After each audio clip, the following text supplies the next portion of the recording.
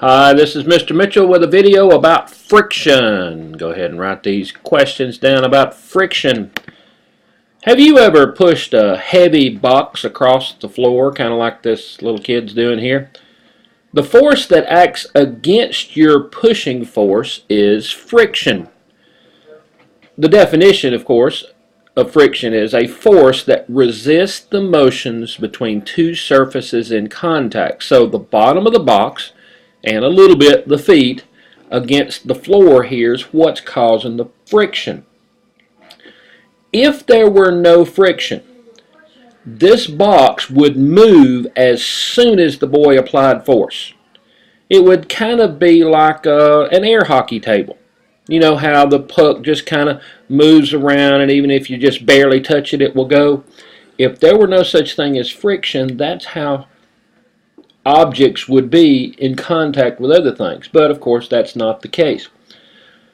Although it makes some tasks more difficult, most activities, including walking, would be impossible without it. Here's somebody walking. Notice what's happening when you're walking. You have one foot which is pushing off the ground. This foot is pushing off the ground. That's the action force. The reaction force is it propels you forward to use your other foot to put it on the ground and do the same thing while bringing the other leg forward. You have the friction, the force between your foot and the ground that you're pushing off against. And without that, well, it would kind of be like this guy on the ice. Walking on ice is quite a slippery dilemma here.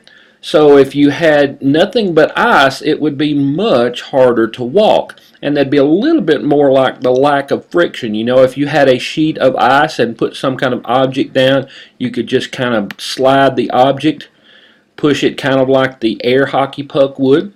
So you've already noticed that ice would have less friction than just regular ground would. Let me look back at my notes and see where I've gotten to. So you probably figured out that friction between two surfaces depends upon the material that makes up the surface. Like ice would be much different than just gravel would be. Friction between, say, bowling shoes on ice isn't much. But if you have like cleats here and dirt, then you have a lot more. So you can see the cleats have ridges here. The dirt is something that the ridges can go into, whereas you just don't have that on ice. So any kind of bump or indention, something that doesn't make it completely flat, would add to the friction. You can see down here that there's all kinds of little bitty pebbles and little bitty rocks and so on. That just kind of adds to the friction, you might say. Okay, here are some things about friction. You need a larger force to start something moving than to keep it moving. Here we have this little kid. He's pushing this big old chair. He has to have a pretty good amount of starting force just to get the chair moving. Once he gets that chair moving, then it's not as hard. That's kind of the nature of friction, that it takes a while to get more energy to get it started than it does to actually push it once it is started. The harder two surfaces are pushed together, the more friction it has. Let's say there's somebody who was sitting in the chair. I'll draw my little stick figure sitting in the chair. And he's a happy stick figure. Even though it doesn't look like it, the stick figure weighs something. So if you put a person, let's have a chubby stick figure. There you go. Even though the person weighs something, and of course it would make it harder for this little kid to push it. Not so much because of the weight, but because you have more pressure right here between the chair and the floor because of this heavy weight right here. You know, there's some things that are so hard stuck together that you're just not going to be able to get past the friction many times. Let's talk about friction and heat. Friction causes heat. It does. That little kid that was pushing the chair along the floor, it's going to cause some heat right here. This person who is walking, the ground will be a little bit hotter just as a result, but you can see it a lot better whenever you have something like this. Here this guy is rubbing his hands together. You've done it before, probably when you were cold. You rubbed your hands together and that produced heat. The molecules are touching and moving and making them move quicker, and it produces heat. And that's the friction, the heat from that friction. Now, it happens with all kinds of engines or all kinds of machines. Here you have a car engine diagram kind of cut in two, and you have all the pistons that are going up through here. The pistons are going to be rubbing against things. You don't see it quite as well here because they've taken stuff out. But the frictions are going, the pistons are going to be pushing up in this enclosed compartment. And the fact that it's an enclosed compartment means that it's going to cause a lot of heat. So much heat that if you don't have some kind of motor oil, which kind of gets on these piston heads and makes it to where it can go easier, if you don't have some kind of motor oil, the engine will burn up. So once you get older, you have to make sure to keep motor oil in your car. Same thing with lawnmowers, same thing with boats, and so on. Because the friction will cause it to overheat. Something interesting about friction. Checking my notes to see if there's anything I have next. Oh yeah. There is a kind of a friction that occurs in a fluid. Now let me tell you what a fluid is. Most people think of a fluid as water. But a fluid is a substance that can flow easily. Water, of course, fits that definition, but so does air. And whenever you have a force resisting motion in a fluid, like air or water, that resistance is called drag. That has nothing to do with bunts like you would have in baseball or dragons.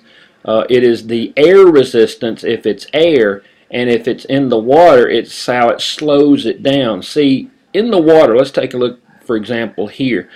In the water here, you have this submarine that is going forward, but it is pushing up against, or rather, the water is pushing up against it. It is kind of causing a kind of friction. So drag is a kind of friction. And look at this car here. Sure, there's going to be some friction down here at the wheel, but the reason sports cars are made like they are is because of the drag. If you have one that has a real boxy front to it, and there are cars like that, it's not going to go through the air as well. It's going to have more drag. So whenever you have something that's lower to the ground, it doesn't have near as much drag, kind of like this fancy looking car is. Also, same thing with airplanes. Here's some kind of engineer who is probably tinkering with this toy plane's wings and underbelly to try to make sure that it has as little drag as possible. Now, drag in the air is called air resistance. I think I have that right here. Yeah. Drag in the air is called air resistance. So not underwater, but in the air is called air resistance. And whenever you have these vehicles here, the plane and the car here, that drag can also be called air resistance there too. It's just kind of how it is with air. But anyway, I've got this diver down here that I'm going to kind of tell you a little bit more about the air resistance. An object with the larger surface area has more air resistance, and you can see that here with this guy who is jumping out of the airplane. Gravity, of course, is bringing him down, but there's all kinds of air that is coming up at him. Now, it doesn't stop him, but that is a force that he is going against. And yes, air resistance is a kind of friction, kind of like a car. A car is moving forward, but it does have that friction. Here we have this person who is falling. He's falling downward, but he does have that friction. Also, as the speed of an object increases, the air resistance increases. So the skydiver jumps out of the plane, gravity accelerates him. Remember from the gravity thing that he's going to go faster the farther down he goes. Air resistance pushes back the skydiver. The faster he goes, the more air resistance he gets. At some point, the skydiver is going to reach what's called terminal velocity. We're just going to kind of casually mention that. That's the maximum velocity of a falling object. He's going to reach that terminal velocity from whenever he has not pulled the chute. When he does open his parachute, the air resistance increases greatly, and that's because of this. The air resistance increases with the larger surface area. I should have said with this one right here. With the larger surface area, he gets more air resistance, and as he opens up the chute, instead of having just this, I guess, 5.5 feet or 6 feet of air resistance, he's going to have all this air resistance from here all the way over and up here, and it's going to greatly slow him down.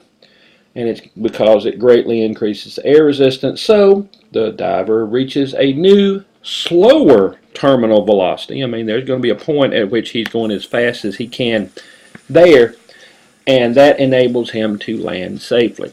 I hope you learned a little bit about friction.